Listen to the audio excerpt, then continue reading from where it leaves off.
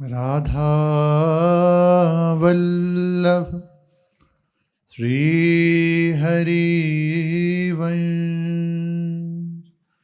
राधा वल्लभ श्री हरि वंश। सत्प्रेम सिंधु मकरंद रसोगधारा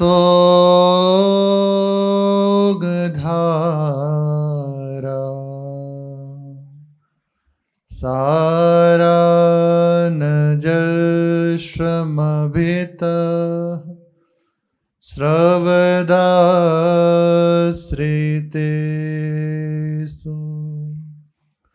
श्रीराधिके तव कदा चरणारविंदं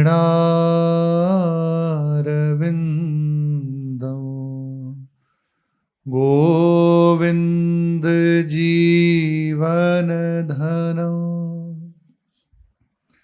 शिरसा वहामि।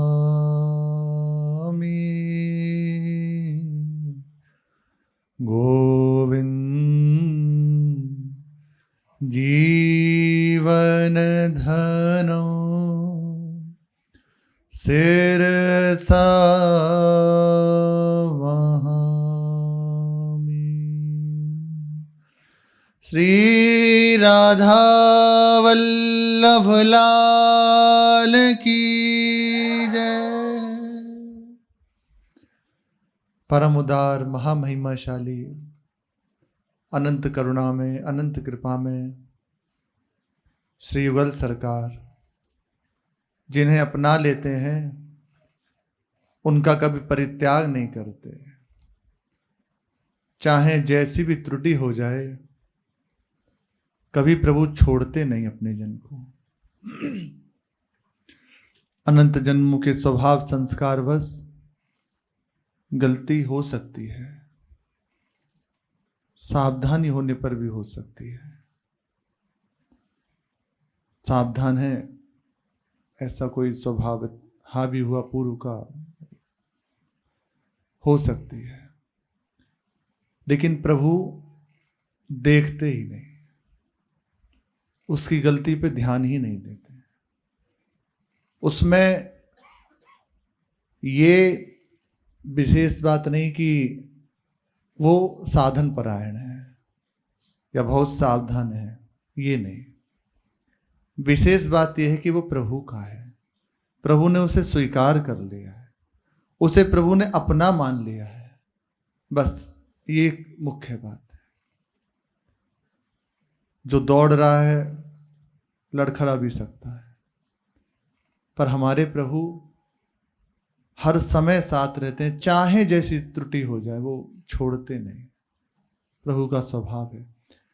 हम हो सकता है कि विशेष आकर्षण जब माया का देखते हैं तो प्रभु की ओर पीठ कर लेते हैं और उसकी ओर चल देते हैं, पर प्रभु कभी पीठ नहीं करते, वो वैसे ही खड़े रहते हैं, ऐसे ही खड़े रहते हैं।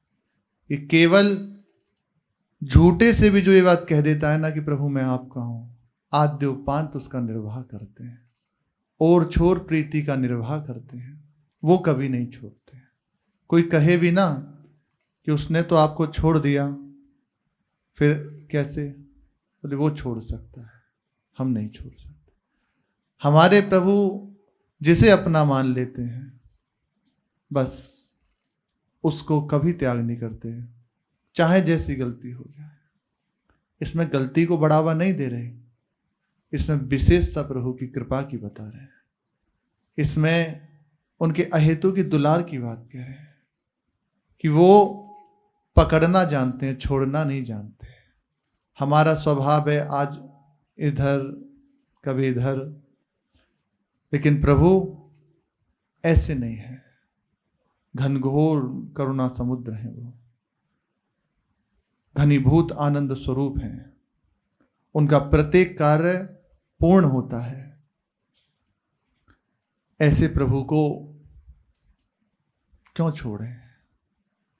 उन्हीं से कृपा की याचना करें। प्रभु हम तो बार बार भटक ही रहे हैं। आप करुणा करके ऐसा पकड़ लीजिए कि आपके सिवा कुछ दिखाई न दे। जिधर हमारी दृष्टि जाए उधर आप ही आप हो, उन्हीं से विनय करें। अपना बस नहीं होता तो रोया जाता है, पुकारा जाता है। जब अपने कुछ बस में नहीं होता, जो छोटा बालक है, देखा होगा, वो कुछ करना चाहता है पर कोई बस नहीं है तो एकदम झिझक के रह जाता है, बिकल होकर रोने लगता है। इतना चाहिए बस। मैं नहीं कर सकता, आपको प्राप्त नहीं कर सकता, पर गुरु कृपा से, संतों की कृपा से, आपकी कृपा से आ रही है बात, आपको पाना चाहता हूँ।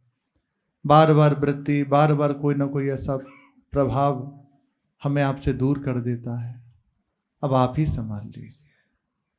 और प्रभु तो वैसे भी हर समय देख ही रहे हैं, संभाल ही रहे हैं, वो निश्चित पूर्ण रूपेण ठीक कर देते हैं। श्री जगन्नाथपुरी भगवान जगन्नाथ जी, 400 वर्ष पुरानी बात है। पंच सखा एक हुए हैं, उनमें से श्री बलराम दास जी, ये श्री ठाकुर जी के, श्री जगन्नाथ भगवान के सखा थे। हृदय में भाव रखते थे कि भगवान मेरे सखा हैं, मैं भगवान का सखा हूं, और वैसे ही दुलार करते थे। अब सखा की बात कुछ अलग होती है, उसमें कोई मर्यादा नहीं होती।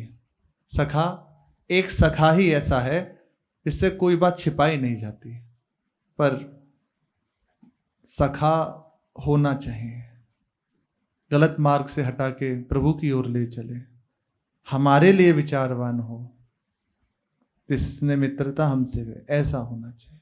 और हम पूर्ण रूपेण उसके लिए, कोई पर्दा ना हो, ये मित्रता का स्वरूप है।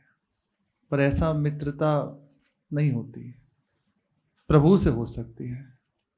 प्रभु बहुत करुणा में है, बहुत कृपालु हैं। तो श्री बलराम दास जी श्री ठाकुर जी को सखा मानते, और श्री ठाकुर जी उनके संग लीलाएं करते। उनकी सेवा थी नित्य रात्रि के समय, जब एक वो प्राय सबको दर्शन नहीं होता, रात्रि में जगन्नाथ जी विराजते हैं और उनके सामने नृत्य होता है, और वहीं पखावज है, गायन है, ये होता है। पुरानी परंपरा चली आ रही है। तो वहीं जो नाचने वाली नर्तकी थी, वे नृत्य करती हैं। और श्री बलराम दास जी, देखो कह रहे हैं संबंध की बात, कहीं भी हो सकता है कि चूक हो जाए। तो श्री बलराम दास जी वहां पखावज बजाते थे, बहुत प्रभु को सुख मिलता, खूब आनंदित होते प्रभु। धीरे धीरे वो जो नाचने वाली थी नर्तकी, श्री ठाकुर जी के ही सामने नाचती थी, पर उनका संपर्क इनसे होने लगा। देखो, महापुरुषों की लीलाएं हैं भगवान की कृपा प्रकाशित करने के लिए। वे तो समर्थ महापुरुष हैं। अपने जनों के सामने वो ऐसी लीलाएं, जैसे अपने सुनते हैं कि शास्त्र में ऐसा हो गया, ऐसा हो, केवल उसमें मूल रहस्य होता है कि भगवान कितने कृपालु हैं। अगर ऐसी घटनाएं ना हो तो हम कैसे जानेंगे प्रभु ऐसे जनों को भी अपनाते हैं। तो ये भगवान के निज जन हैं, वही ऐसा लीला प्रकट करके दिखाते हैं और प्रभु की कृपा का अपने जनों के हृदय में विश्वास दिलाते हैं कि देखो, भले चाहे ऐसी गलती हो जाए तब भी निश्चित रहना, प्रभु को मत छोड़ना, प्रभु अपनाएंगे, प्रभु कभी नहीं छोड़ेंगे। तो ये घटनाएं हमें प्रभु की ओर ही जोड़ती हैं, ना कि हमें दोष दर्शन करना कि अरे ऐसा नहीं। ये घटनाएं वो महापुरुषों के जीवन में ये लीला वो करके ही इसीलिए दिखाते हैं, भगवान के स्वभाव को प्रकाशित करने के लिए, ताकि जीव कभी विचलित ना हो। अब क्या करूं, कुछ मत करो, प्रभु को ओर देखो, प्रभु को पकड़े रहो, वो सब संभालते हैं। तो उनकी नजदीकता उनसे बढ़ने लगी, बातचीत होना, मिलना। अब उनका हृदय अब उनसे आसक्त हो गया, और ये है, इसीलिए सावधानी कही गई है, दूरी बना के रखे, नहीं तो बहुत ऊंचाई से भी गिर सकता है। दूरी बना के रखे। जो गुरुजनों ने हमारे शास्त्रों में सिद्धांत दिया है वो इसीलिए कि बहुत प्रबल, अतिशय प्रबल देव तब माया,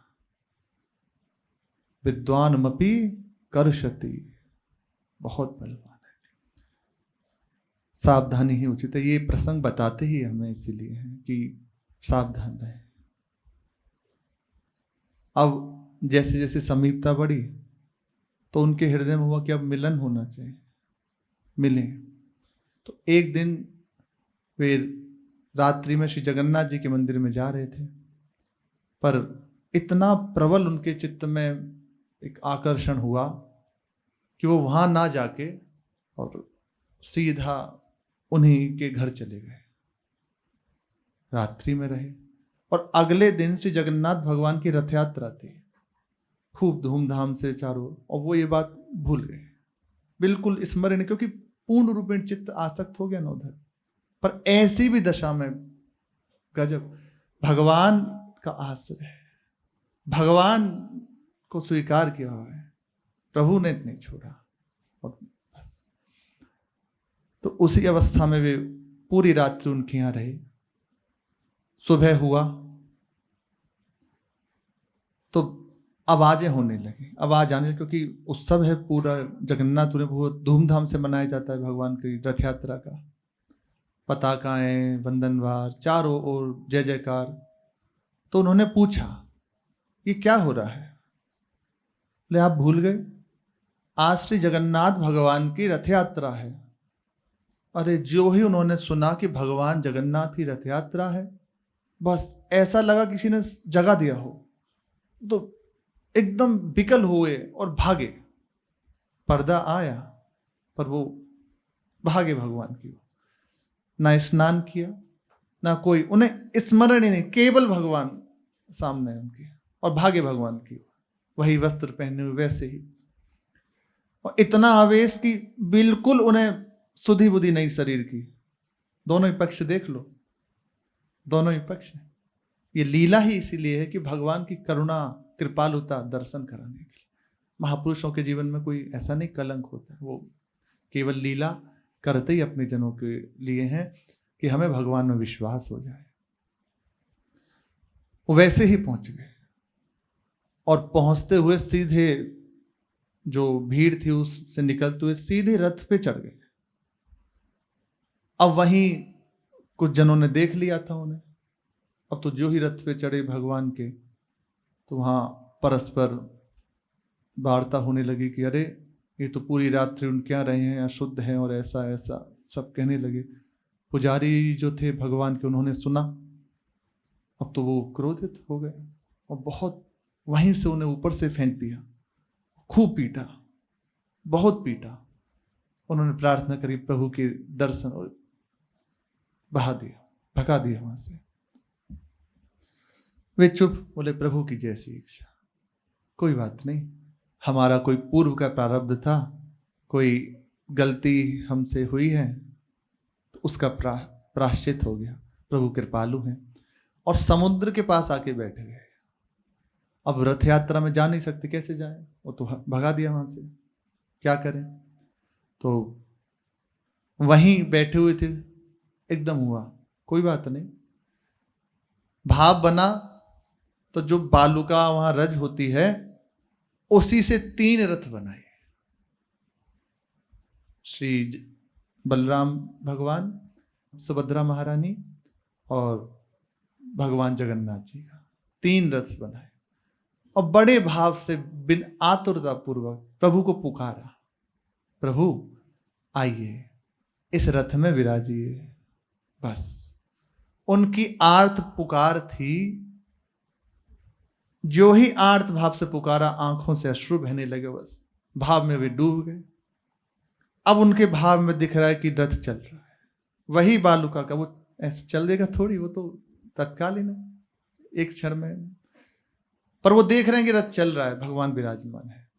और इधर जो रथ चल रहा था वो रुक गया, बहुत प्रयास किया गया, नहीं खिंचा रथ, हाथियों को बुलाया गया, बहुत उपाय किए गए, पर रथ नहीं बढ़ा आगे। भगवान उस रथ से हटके उनके उस भाव में रथ में बैठ गई जाके, और उन्हें अनुभव हो रहा है भगवान बैठे हैं। और इधर तो हाहाकार मच गया, क्या बात है, क्या हो गया, कोई उपाय नहीं समझ में आ रहा, क्या करें, कैसे करें। तो जब देखा सब विकल हो रहे हैं, सब परेशान हैं, पुजारी जन सब रोने लगे, भगवान से विनय करने लगे, तब वहां की जो राजा थे उन्हें आदेश दिया कि मेरे भक्त को देखो, हो सकती है कैसी भी गलती हो जाए, पर भगवान कभी त्याग नहीं करते। मेरे भक्त का इन्होंने तिरस्कार किया है, मैं इनसे रुष्ट हूं, अब मैं उस रथ में नहीं जाऊंगा जब तक ये इनसे आके क्षमा याचना नहीं करेंगे, बलराम दास जी से इनसे विनय नहीं करेंगे, इनसे माफी नहीं मांगेंगे, इनके चरणों में प्रणाम नहीं करेंगे, और इनको पालकी में बिठाकर रथ तक नहीं ले जाएंगे। ये जब रथ को खींचेंगे तभी रथ खींचेगा, नहीं तो अब रथ नहीं खींचेगा। और मैं उस रथ में बैठा ही नहीं हूं, मैं तो इनके इस जो रथ बनाए हैं ना, इसमें आके बैठा हुआ हूं। अब तो राजा विकल हो गया और भागा। सब जो पुजारी जन थे भगवान के, उनके पास गया, पूरी वार्ता जो हुई थी वो जानी, और जाके सीधे वो तो वहीं बैठे थे, वो भाव में डूबे हुए, साष्टांग प्रणाम पुजारियों के सहित राजा ने किया। वो तो घबरा गए कि क्या हो गया। मैं कहा चलो चलो, प्रभु आपको बुला रहे हैं। और मैं इस योग्य नहीं हूँ, अपनी दैन्यता प्रस्तुत करने लगे, मैं इस योग्य नहीं। और नहीं नहीं आप चलिए, जबरदस्ती उन्हें उठा के पालकी में बैठा। वो तो खूब बलवान है भगवान जी के सेवक, जैसे जगन्नाथ जी वैसे उनके सेवक हैं। तो उठा लिया और पालकी में बिठाया, और दोनों ओर से पालकी को स्वयं पुजारी लगे हुए हैं और भगवान की रथ तक लेके गए। फिर वो तो भाव में डूबे कि इतना दुलार, इतना प्यार प्रभु, मैं आपको भूल गया पर आप इतनी करुणा। वो तो भाव में डूबे जा रहे हैं। और बस उतरे और प्रभु को देखा, प्रणाम किया, और फिर रथ को अपने हाथ से खींचा। जो ही रथ खींचा तत्काल चलने लग गया, और कहा हाथियों के द्वारा चलाया गया तब भी नहीं खींचा रथ। प्रभु जिसे अपना लेते हैं, चाहे जैसी गलती उसे छोड़ते नहीं। श्री सुग्रीव जी की मित्रता कराई हनुमान जी ने भगवान से। बाली का वध हुआ, भगवान ने किष्किंधा का राजा सुग्रीव जी को बनाया। अब राज्य पाकर वो प्रभु को भूल गए। साक्षात श्री रघुनाथ जी विराजमान हैं, भगवान विराजमान हैं, भूल गए। 4 महीने हो गए, एक बार भी प्रणाम करने नहीं आए, एक बार। भगवान स्वयं कह रहे हैं, मानो भगवान को हृदय में दुख हो रहा है। सुग्रीव बहु सुधी मोरी बिसारी, भगवान के वचन हैं। मित्र है ना, उसने भी मुझे भुला दिया। फिर देखा कि उसका हित किस में है, वो मेरा मित्र है, उसका हमें हित करना है। तो लक्ष्मण जी को आज्ञा दी, लक्ष्मण जाओ। लक्ष्मण जी तो तत्काल, प्रभु को दुख हुआ, वो तो प्रभु पूरे नगर को भस्म कर देंगे अभी। बोले नहीं नहीं नहीं, भय दिखाए ले आबहु सखा मोर सुग्रीव। देखो बस भय दिखाना और ज्यादा भयभीत मत करना, क्योंकि वो मेरा सखा है, मेरा सखा है। भगवान कह रहे हैं। इसलिए जो प्रभु को अपना लेता है ना, प्रभु से जिसका अपनापन हो जाता है, वो भले छोड़ दे, हो सकता है, हो सकता है। अब सामने भगवान, इससे बड़ा प्रमाण क्या चाहिए। सामने भगवान है सुग्रीव जी के, भूल गए ना, पर प्रभु नहीं त्यागते। लक्ष्मण जी गए, वो तो भय दिखाया और तत्काल वो आगे करके भगवान की शरण में आए। तो उन्होंने कहा प्रभु मेरी कमी नहीं है, आपकी माया की कमी है। आपकी माया इतनी बलवान है कि हृदय को ढक दिया, आप ही से दूर कर दिया। अब आप बचाओगे तो बच जाएंगे, यहां बात है। तो बस सारा बात की बात यही है, वो जिसे संभाल लेते हैं। पर एक बार जिसने कह दिया ना, हे नाथ मैं आपका हूं, तो भगवान के वचन है, सक्रन देव प्रपन्नाय तवासमी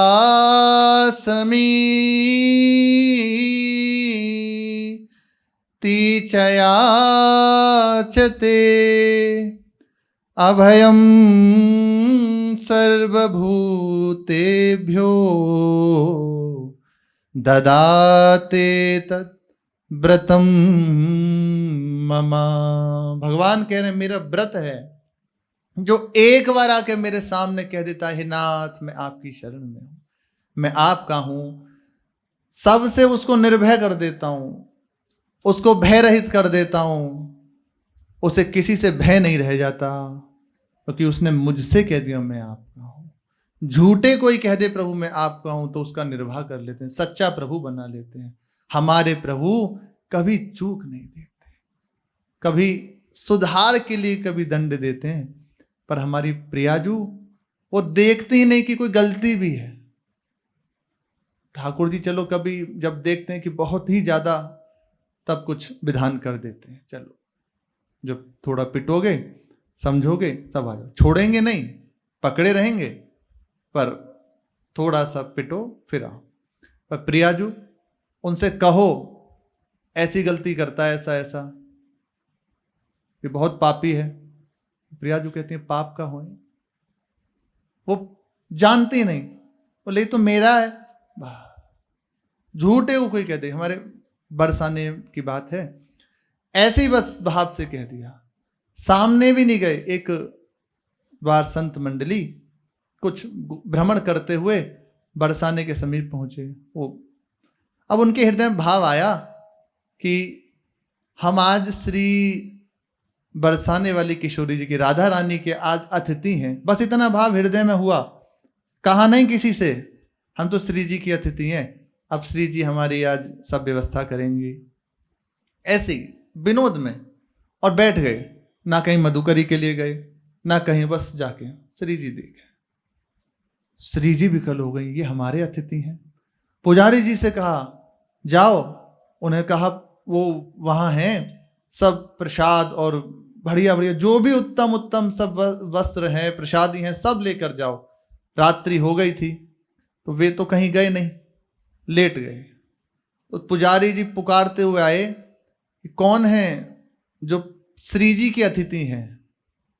अब उन संतों ने सुना तो बस सुनते ही आंखों में अश्रु बहना शुरू हो गया। तो अब वो तो वही जाने कैसा दुलार, कि ऐसे ही कहा था बस विनोदवश कि प्रियाजू के अतिथि हैं, और सच्ची में स्वीकार कर लिया, सच्ची में मान लिया, मान लिया। तत्काल उनको सब प्रसादी दी, वस्त्र दिए और सुंदर प्रसाद पाने को दिया, वो पाए और वहीं शयन कर लिया। थोड़ी देर बाद स्वप्न हुआ, स्वप्न में देखा श्री जी हैं। श्री जी ने कहा बाबा ये बीड़ा है, पुजारी जी भूल गए, ये बीड़ी प्रसाद है, जब आपने प्रसाद पाया तो उसके बाद बीड़ी पानी चाहिए, ये बीड़ी प्रसाद है, ये पाओ। जो ही उठे देखा सिराने के पास बीड़ी प्रसाद रखी हुई, और फिर तो गदगद हो गए, सामने से होके गुजर जाए। बस कहने की, ठाकुर जी से तो कहना पड़ा हे नाथ हम आपके हैं, उनसे कहना भी नहीं पड़ता हम आपके हैं, वो देखते ही अपना लेते हैं मेरा है।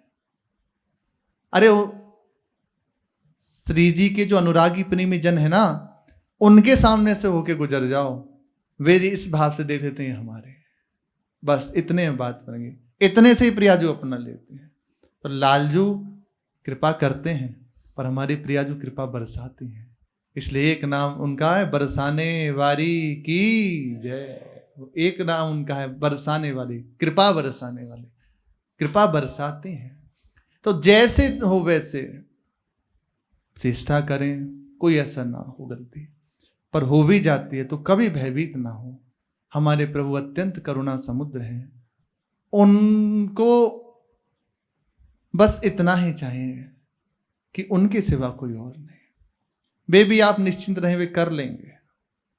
हम कहाँ तक संभालें कि हमारा कोई और न रहे, आप देखो वे भी वो कर लेंगे। ये भाव, ये अपनापन, ये संबंध संतों के संग से हमारे जीवन में आता है। संतों के जीवन में जो होता है, उनका संग जब हम करते हैं, उनकी बात का, उनकी आज्ञा का पालन करते हैं, वो सहज भाव से हमारे जीवन में आने लगता है। पूज्य श्री भाई जी महाराज ने एक समिति बनाई, उसमें नियम और उपनियम बनाए गए और सबको कहा कि इनका पालन कड़ाई से होना चाहिए, दृढ़ता पूर्वक होना चाहिए। नियमों को जो आपने लिए हैं उसमें बाधा तो आएगी और कोई और बाधा थोड़ी देगा, आपका मन ही बाधा देगा। उस समय उस विपरीत परिस्थिति में भी हम अपने नियम को ले जाएं, निर्वाह कर ले जाएं, तभी तो है। इसीलिए नियम लिया गया है, नहीं तो यदि होता तो फिर नहीं। उसमें करना पड़ता है, उसमें परेशानी होती है। सुबह उठना है, अब मन नहीं कर रहा पर उठना है। आहार को शुद्ध रखना है, मन कर रहा है अच्छा खाने, उचित आहार, क्योंकि नियमावली है ना, हमारे गुरुजनों ने जो पद्धति बनाई वैसे चलना है ना, तो वो सहज हो जाता है। कुछ समय बाद तो अभ्यास हो जाता है। अब इतने दिन अभ्यास हो गया, वैसे रहने का तो वैसे ही स्वभाव बन गया। अब आप ऐसे बना लीजिए रहने का अभ्यास, तो ऐसे बना लेंगे। अब देखो, अभ्यास करना पड़ता है साधक को कि ऐसे चलें वन में जाके। लेकिन जो वनवासी जन हैं उन्हें कोई अभ्यास नहीं करना पड़ता, उनका स्वभाव हो जाता है सर्दी गर्मी धूप छांव सहने का।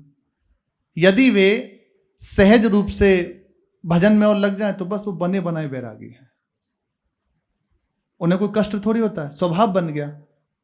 पर प्रारंभ में जिन्हें अभ्यास करना पड़ता है, शुरुआत करनी पड़ती है, उन्हें कष्ट होता है हर चीज में।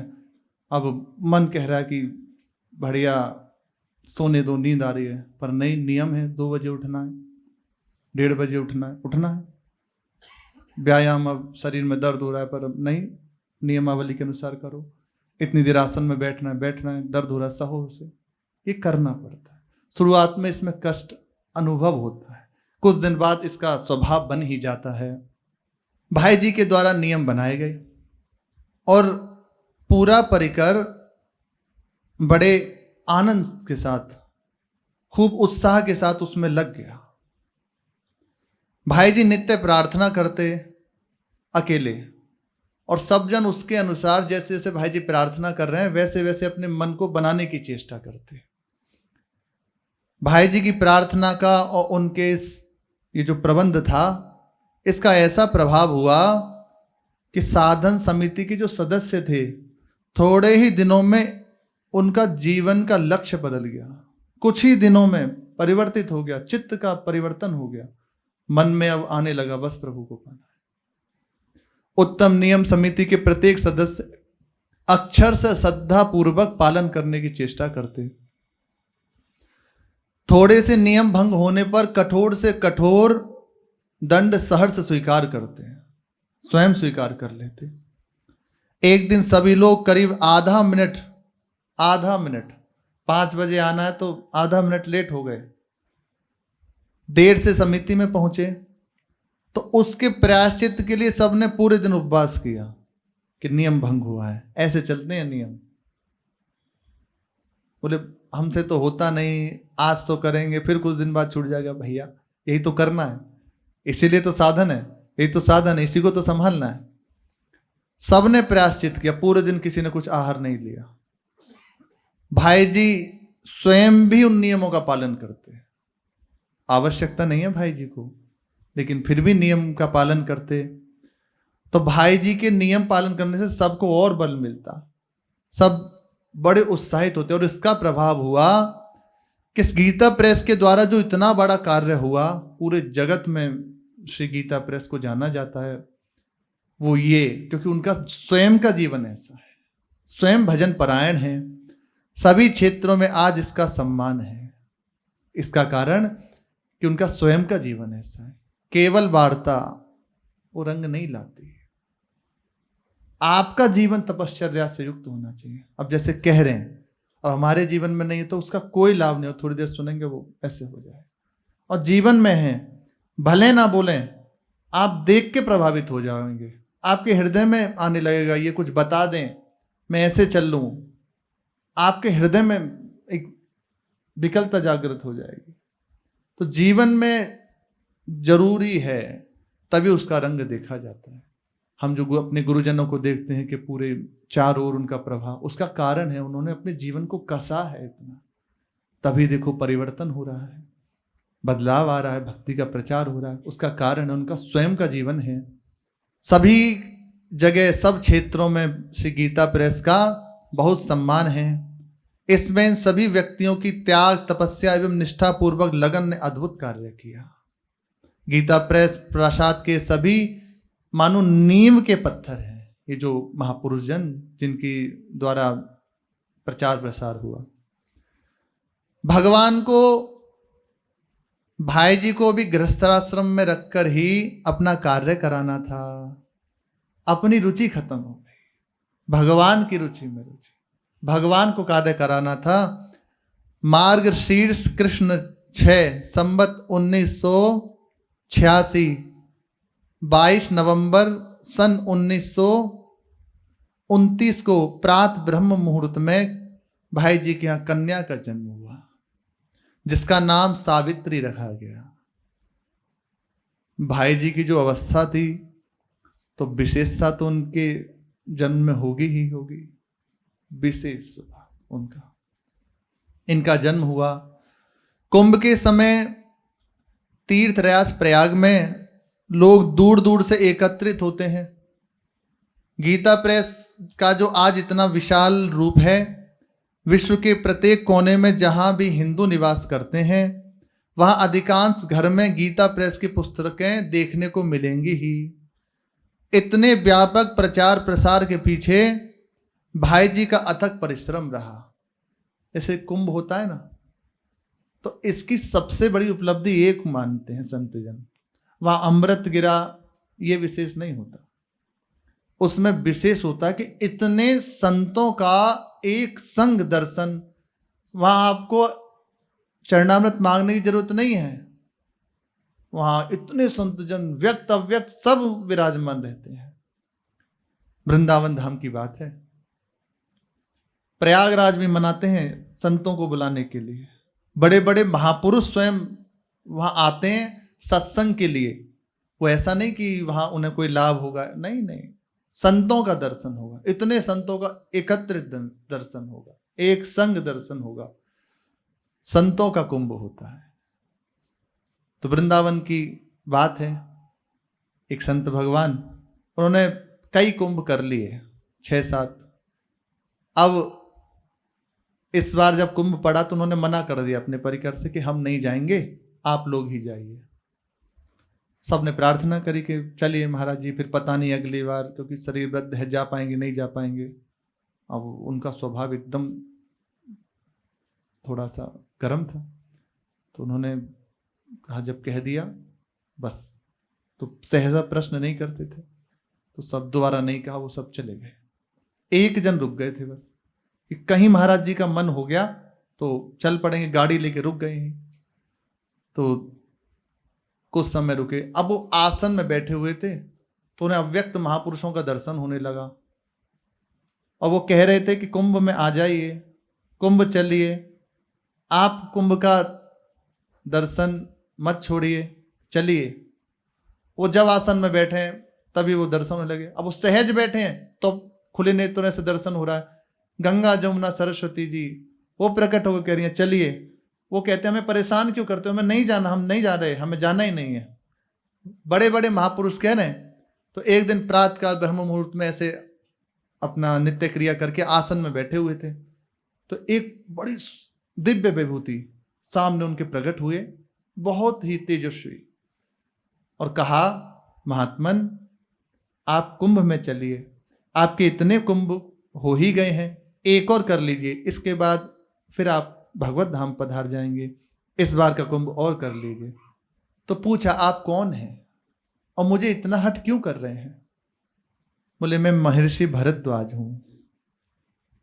महर्षि भरद्वाज, भगवान उनके दर्शन किए, भरत जी दर्शन किए, वो आके प्रार्थना कर रहे हैं चलो कुंभ में।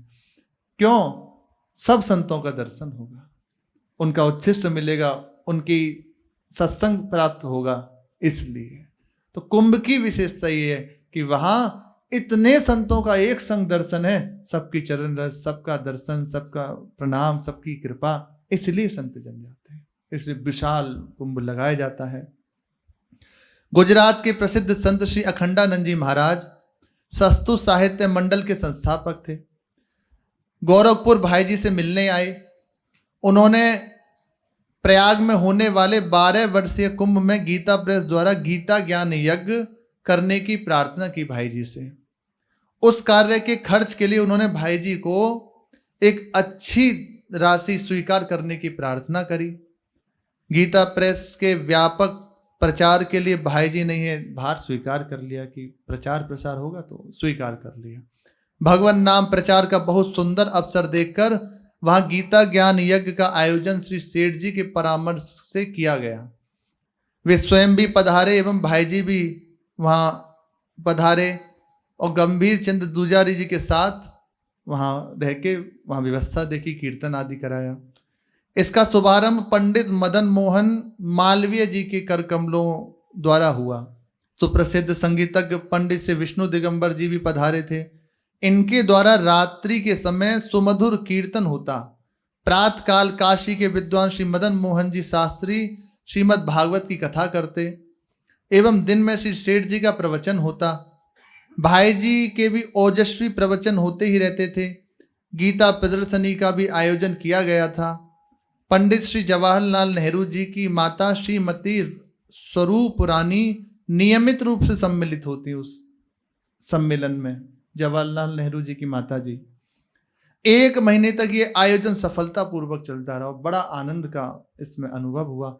जहां संतों का संग है ना, वहीं आनंद की वृत्ति। आपको ढूंढना नहीं पड़ेगा आनंद, आप संग बैठ जाओ, वो अपनी मस्ती में आपको मस्त कर देंगे, रंग में रंग देंगे। और यदि उनकी आज्ञा का पालन हो जाए तो फिर इससे बड़ी कोई बात नहीं है। सबसे बड़ी सेवा, सबसे बड़ी बात है। प्रभु कृपा करें, हमें ऐसा बल दें कि हम उनकी आज्ञा में अपने जीवन को लगा पाएं और जीवन का परम लाभ, प्रभु का प्रेम, उसे प्राप्त करें। शेष चर्चा आगे। श्री राधा वल्लभ लाल की जय।